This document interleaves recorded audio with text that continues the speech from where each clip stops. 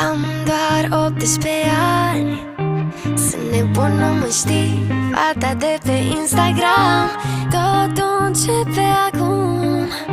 Am un vis de urmat, multe lucruri de aflat. Pentru nopțile care nu se mai termină, închidem telefoanele să facem iar lumină.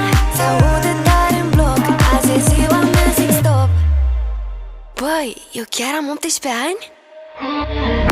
Nu mai am stare, nu mai am stare, nu. Nu mai am stare, nu mai am stare, nu. Nu mai am stare, nu mai am stare, nu. Nu mai am stare, nu mai am stare, nu.